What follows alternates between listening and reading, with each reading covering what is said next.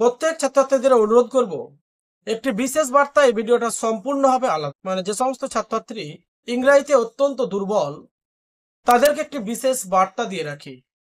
তোমরা কোনো মতেই ইংরেজিকে কখনো মুখস্থ করতে যাবে না। বাক্যকে বোঝার চেষ্টা করো, নিজে লেখার দক্ষতা বাড়াও।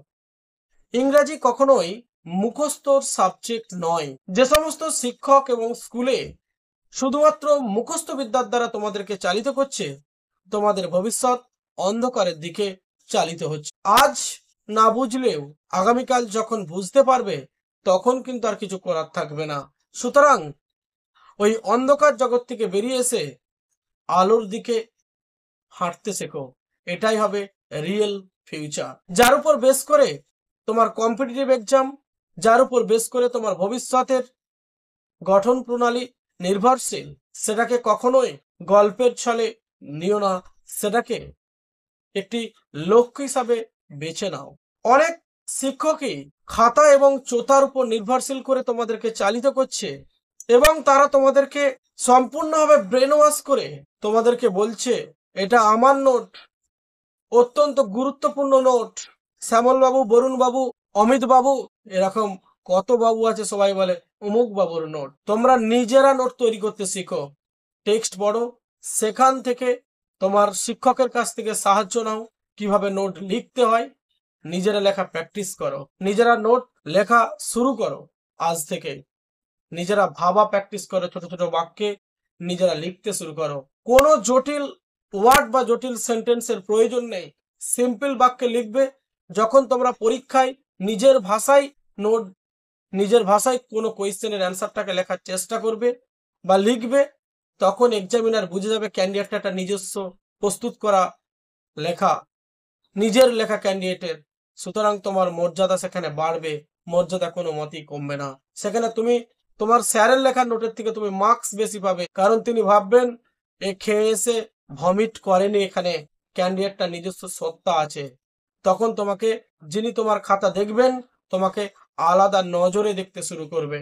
কিন্তু আজকে অনেক শিক্ষকই, সবার যে যোগ্যতা নেই আমি একবারও বলবো না, কিন্তু কিছু শিক্ষক দিনের পর দিন স্টুডেন্টদেরকে এইভাবে শেষ পর্যায়ে ঠেলে দিচ্ছে, যখন আর তাদের কিছু করার থাকছে না।